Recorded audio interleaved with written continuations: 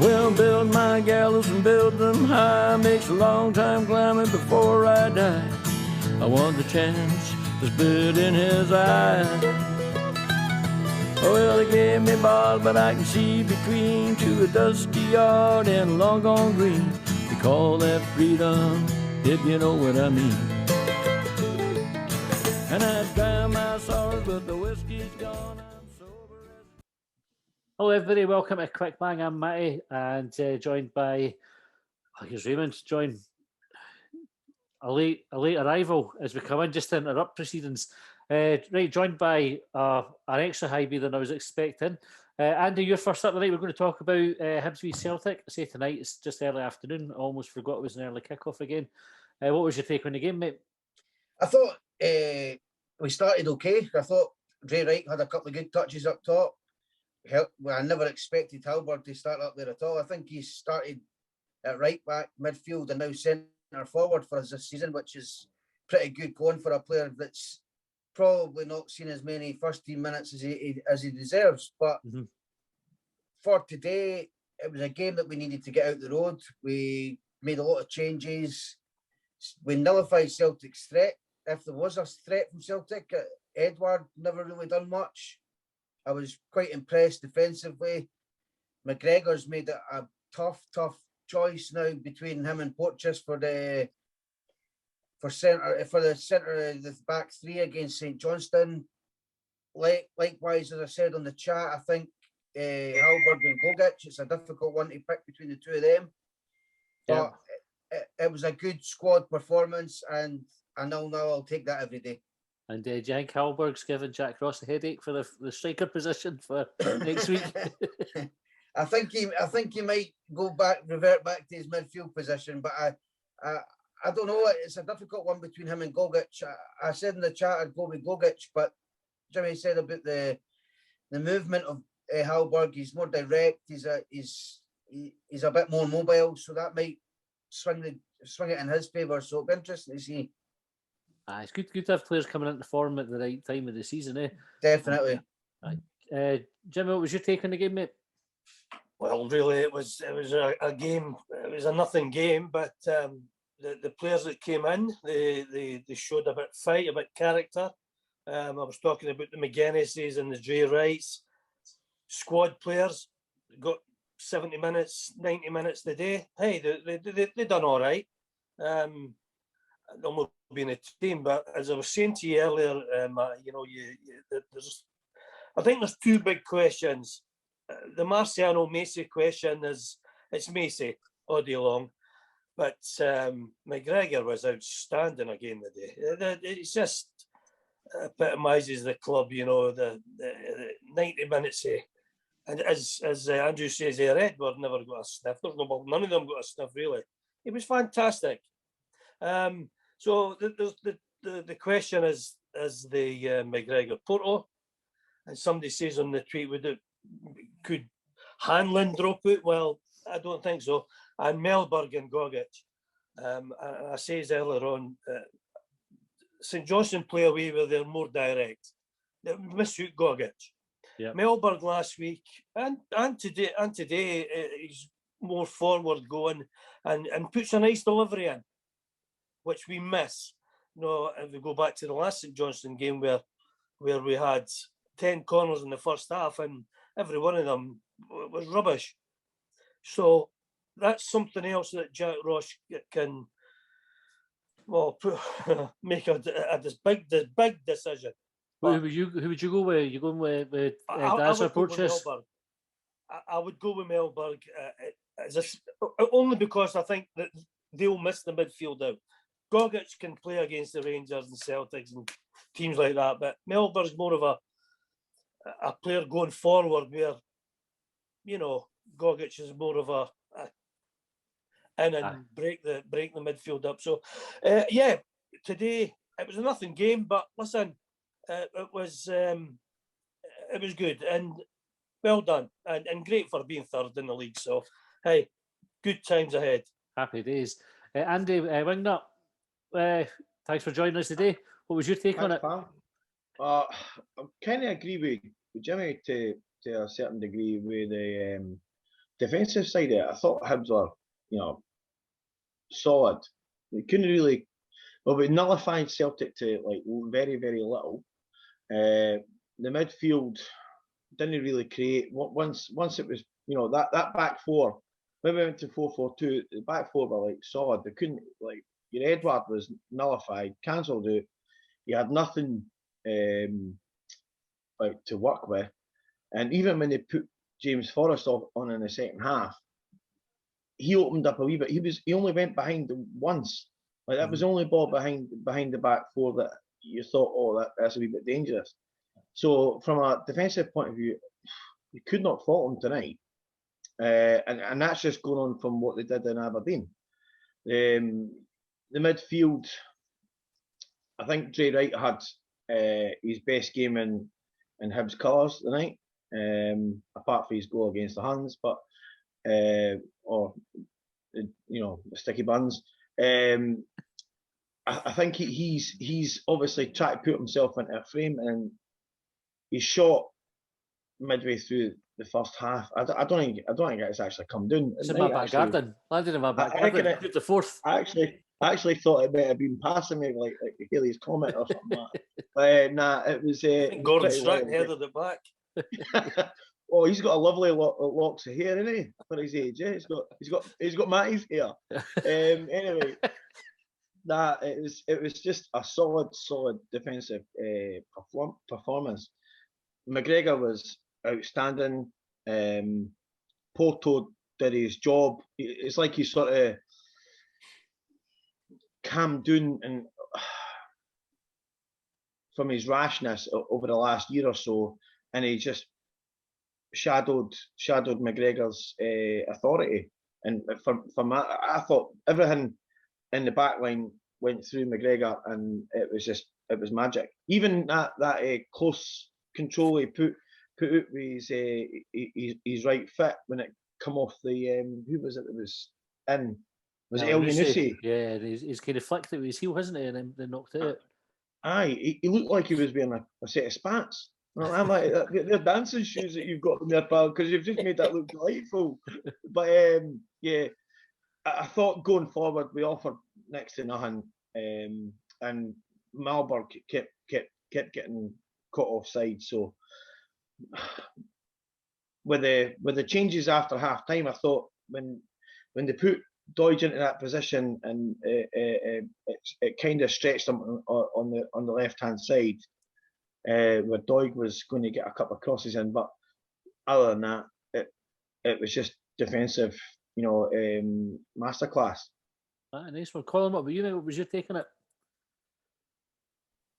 I didn't think really much happened. I told you I don't know what I'm saying. I don't care if we've spoken about it for so long. We got honest with I'm going, fuck all happened. But it was like. Oh, what did you say to me last week? Positive. I'm positive I never got beat, but it was nothing happened. 2 goalies on the bench. Could have stuck one on up front, eh? I mean, I didn't care why we had that, but Rocky made a couple of good saves, few offsides. Everybody else wasn't bothered. It was like McGregor was good, but he's always good, which is probably why I'd play him next week, Hank, to answer that question. But other than that, I can't even think of anything that happened. There was no chances, or after the first sort of flurry, Celtic had maybe 5, 10, 15 minutes at the beginning where it looked like they were going to score. Rocky made a couple of saves, as I say, and that was it. I didn't think anything else happened at all. I wouldn't have brought Doidge on. I wouldn't have even risked it. I would have just said we've just got to stay with these strikers. Play with 10. Aye. What did you think of likes of McGuinness, who was kind of coming in, or Jay Wright? Do you think they did enough today to play themselves into the manager's thoughts? They were fine. They were McGuinness was putting Sell about, putting plenty of fouls in, but they had a long way to make up to get in the team, and a game like that today when there's no pace in it, the two teams are not really wanting to engage, they were never going to play their way in. I mean, you can see it that we can who the team is next week. Yeah, they were on the bench today. 8 of them were on the bench today. Then the reserve goalie was on the bench as well, and it was a choice between the ones you've already spoken about. Is it Gogic, Newell, or Halberg? Which 2 of them are playing, and is it Porteous or McGregor? That's it. The rest are all sealed or sitting on the bench. So there's no really, we're not hiding nothing. We can't hide nothing. We've not got a big enough squad to hide anything. Yeah. I was a wee bit surprised. We've got no laddies on the bench. I don't know if that's to do with the testing regimes or I think what, it's but not COVID. one. It's Is the it bubble. right? They're They were out the separate bubble. bubbles. Because I thought, They- like, the laddie... they played last night. Was he playing last night, was he? Aye. Because there's laddies that have come off the bench, like Shanley and that. Is it Shanley? Is that the right one? There's been Aye, a couple that Bradley, I played. think, as well. Bradley's, aye. And they weren't even on the bench today. When I seen the bench, I thought, oh, it's next week's team. But Wingert, you get your hand up and then I'll come to you, Dave. I think Shanley, is he serving the 2 week, what do you call it, quarantine because he come from Ireland? I can't mind the young laddies that have played. I'm just saying that I can't. Bradley rings a bell as well, but I can't remember who the other one was. Shanley was across in Ireland on loan, and he's not made much first team appearances, but he's back now. So maybe he wasn't allowed to play anyway. Then if he's been away on loan. eligible. But Bradley is the one I was probably thinking of specifically. But I suppose that's still only one. When you think we only had one sort of Doig's in the team, but one laddie that's round about the squad to actually give minutes to. But I just thought we might have seen him today, but it's just it was a nothing game, wasn't it? Just pretty much. Dave, what about you? How did you find it? It was just a good defensive performance, but as others have said, it's a nothing game, and you could tell that from a lot of the players after kind of 10-15 minutes. A lot of the intensity disappeared, and the tackles were kind of half-hearted as well. I don't even know if many people did anybody get booked. A couple of bookings. The boy, I think Gogic got booked. Bogic. Welsh, the boy Welsh for Celtic got booked. I thought it was like a nothing tackle as well. It'd be raging if it had gone against us. There was nothing in it, to be honest. And although they had chances early doors, I thought, second half we just stopped them playing, to be honest. And we were very defensive. I know guys are saying that we were playing Hallberg up top, but we weren't. They were hardly ever in their half. It was just a really good defensive performance. And I know that Jack Ross teaches the B license for SFA, yeah. And I can imagine wheeling that game out to show coaches how to really compact a game, how to stop another team from playing and all the rest of it, because it was kind of a show of how to do it. It wasn't the greatest game to watch, but it did what it was meant to do, right? As we've said, we've been able to rest 8 of our players. We're going in there now with what looks like a full squad, and he's got the easy decision of McGregor and Porto. And I think that's the only decision he has got, to be honest. I don't think Hallberg has got himself into the team. And I do like Hallberg, but I think he'll stick with Gogic. I don't think there's any doubt about that. I think he's been there too many games for him to change his mind on that now. And I think the same for Porto as well, to be honest.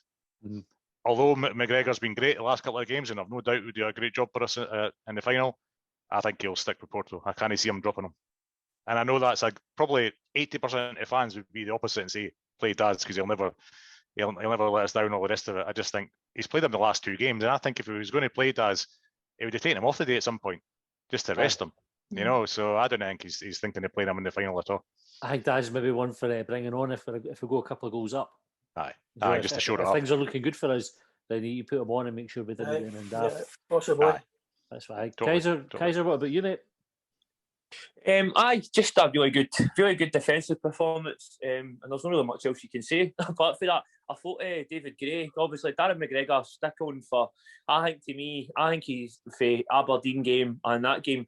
He's just been phenomenal. But the player that I thought the most in that game was David Gray. At 18 months, he's not kicked a ball and to play a run up and down against Elanusi like he did. It was amazing. It kind of just showed you. It just showed you kind of the consummate professional that he is to kind of just keep running up and down with that Elanusi. And as I say, it was just defending. It was kind of a part of the bus. It was weird to see Hibs playing like that, to be honest with you. And it was a bit of a nothing game. But no, it was a really good defensive display. Some of the officiating was just as usual shite like that daft handball and.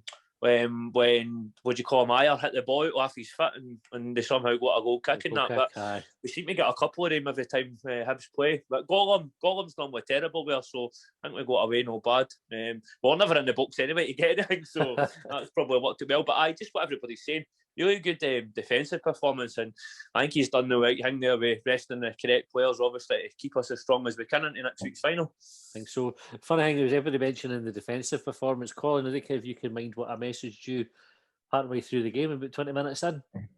Yeah, we'll definitely not keep a clean sheet today. But I've known him for 30 years, right? And he has never predicted the result correctly. So I've asked him to put a bet on for St Johnstone to win it next week, just to keep us right. Aye, it's a bit like that. Tracy, what was your take on the game? Just like everybody said, it was a nothing game. It was quite nice, actually, the game coming on today, and actually not even breaking sweat about it, worrying about it, because we'd done what we needed to do. But to finish it with a draw was, against Celtic, was even better. Just a professional performance, professional defensive performance. Thought Big Daz was fantastic. He's just, nothing was getting past him. And like Kaiser said, had to think about that there. Davy Gray, I thought, was fantastic for being out for so long. It was really great seeing them back in, and it's no wonder they want to keep them around the training centre, because they're fantastic professionals, the both of them. They know exactly what this club means, what it means to wear that badge, and it'll do great for the lads in the dressing room going forward for next week. Yeah, definitely. There was a couple of big, strong David Gray tackles as well, which you didn't always see when McGinn plays, but I think there was one first half where you could see that kind of moment before it happened. You're thinking, Gray's going to come smashing in here, and he did. He didn't let anybody down. Raymond, you're not the Messiah. You're a very naughty boy, but look at what was your take on it? I've got to be honest. I only picked it up from. I got about 5 minutes the first half, and then I picked up from about the 55th minute, something like that, because my father decided to bring round his taxi and let me change the tyre on it. So it wasn't just that. Anyway, you didn't want to care about that. Listen, I'd be more excited to watch you changing the tyre, to be honest with you. Was it the front or back tyres? Right, okay, if you must know, it wasn't about the tyre, it was about the bracket holding the spare tyre. It was rusted in, it required a lot of WD-40 and a ratchet. Anyway, listen, that was a training game. The bits that I saw, it was a pre-season friendly. Either team couldn't really give a hoot, let us say. There was nothing there. There was nothing there to talk about of any consequence. It really was. It had the feel of a pre-season friendly. The only bit that got my heart rate up at all was when I saw any player whatsoever. I think Doig at one point went into a challenge with Dembele. And I went, didn't. Because I was just like, I'm going just didn't get injured. So I mean, I was quite happy for Celtic to score. I'm going, I didn't care, just didn't get injured. Just keep yourself safe. So yeah, that the game was crap. It was rotten. And there was nothing exciting about it. Nobody really was committed to it. I don't think. I think that everyone just wanted to get through it. If anything, Celtic had more just to gain from it, just out of just pure. Their season's been so shit, so to end on a winning note might have been good for them. But all we wanted to do was just get through it, didn't we? I was surprised at how bad Celtic were, to be fair. I thought they would have offered a lot more. I think if that was, you know what, I think. Well, or... Yeah, but Matty, I think half those players know that their contracts are going to be ripped up. Not quite as, they're going to be moved on. Let's say. I was watching Lee Griffiths coming on, thinking, right, is that him coming on to Easter Road as a Celtic player before he becomes a Hibs player? Is that happening? And I'm thinking, who's coming on for Hibs that's going to, walk back onto that pitch again? Well, Marciano isn't. Is Marciano going to go along the M8? Is he going to play for Celtic next year. There was just that was the things that were going through my head. I wasn't really paying that much attention to the game, to be perfectly honest. There it is. Tracy, your hand up there. Yeah, no, just mentioning Marciano, you know, it's just a shame that, you know, there wasn't fans in the stadium because he would have got such a good send-off today. Him and his family have really taken the club to heart, and, you know, I think we've all taken them into ours as well, and I think they'll always be one of us. So it was just a shame that he didn't get that send-off that he deserved, because he's been a fantastic keeper for us, he really has. Absolutely. Good that he got a clean sheet as well in his last game, isn't it, really? Definitely. Jimmy, didn't you come? Mike, I don't know if you've listened to the interview with David Gray and McGregor at the end there, and we were talking about obviously they've not got minutes and they've not been on the park that many times, but what they were saying was that they can give invaluable, you know, speeches to the players and about what's happening in the Scottish Cup, and they said it themselves that we're a team, we're honest together, and you know that was fantastic. Just to hear them, you know, saying that, you know, taking the huff because they can't get a game, and you know, just being around the ground. Him and Lewis Stevenson and Hanlon. It must be fantastic for that team going out next week to listen to these guys and say, "Listen, it's for us, the supporters and the club." You know, it must be fantastic. Definitely. Dave, you've got your hand up. I'll come to you, and then what I'll do is I'll go around to get a wee score prediction for next week if everybody puts on the spot. So I was just wondering if it might even be worth changing the back three so we can bring Gray into the game next week. He does get up a lot more than McGinn does. So if you went in with the back three of, you know, Porto, Hanlon, and Big Daz, then defensively we're set up really well for you know, for dead balls and free kicks and all the rest of it.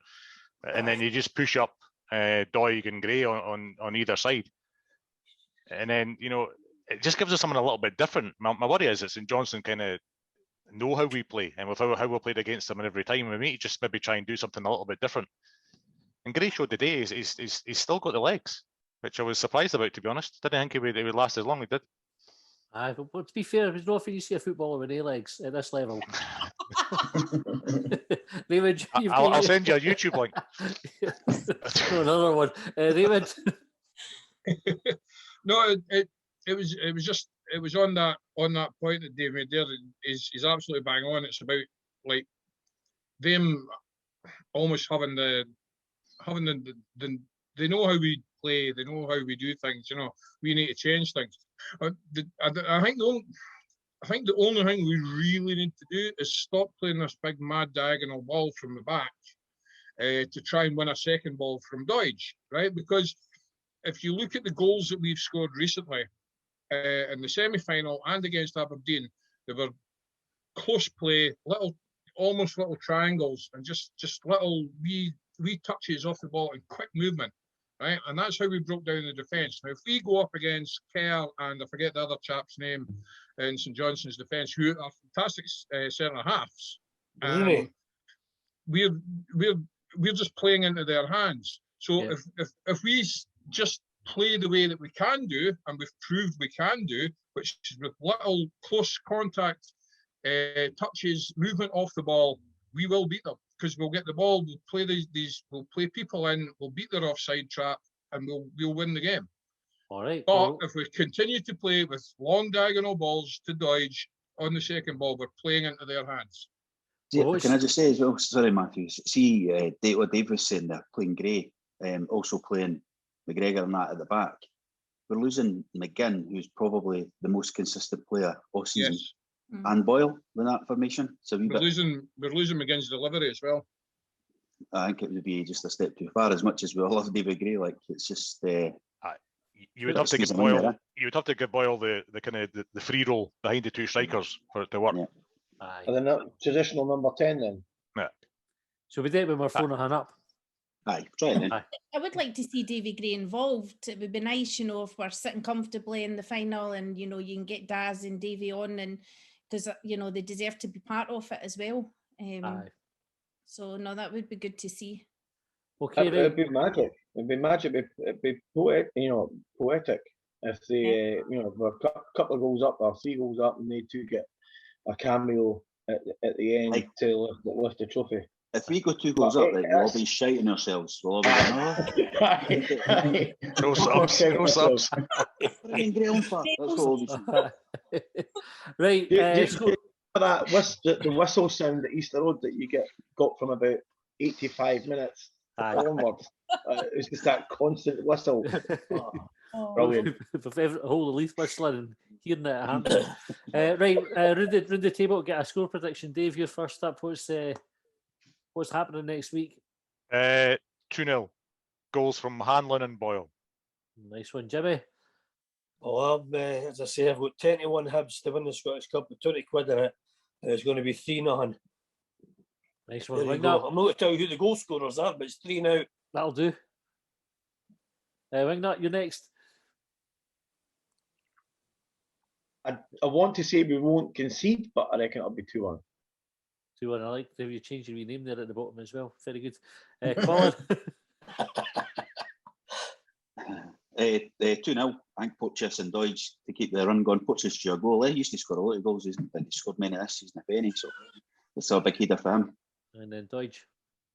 Yeah. Right, Andy. I just want to say I agree with everything that Raymond was saying earlier on there about playing through the middle, getting the ball down and passing the ball. But importantly for us in the last 3 games, we've went with 1 up top against St Johnstone. We need to play with the 2 up top, which we will with Dodge and Nisbet.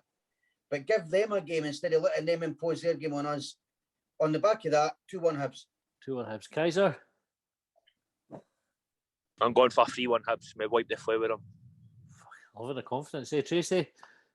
Yeah, 3-1's the score I've got as well. I just know that I've bet. but that's the score line I've got in my head. 3-1 to Hibs. We're 2-1. Davy Gray comes on and scores one in the 92nd minute. Do that all day long. Pray. How about you, Ray? Sorry, was that me? Yeah. Aye. I honestly don't want to predict. I'm just got that. I'm just not want to say it. Oh, Raymond's got the fear. I don't want to say it. I think we'll do it. That's all I'm saying. Well, I'll say If nothing. you on the win, back if you of win a what cup, Colin will you said. change that shower curtain? There you go. Right, thanks I'm not everybody going to say anything about showering and all the rest of it. I'm not going to myself. I'm not going down that Lineker road. All right, thanks everybody for joining us today. I'm amazed we got more than half an hour out of that game, but I'm delighted we did. Have a good week. Looking forward to the cup final, and we'll be back hopefully to do a post-cup final quick bang next Saturday.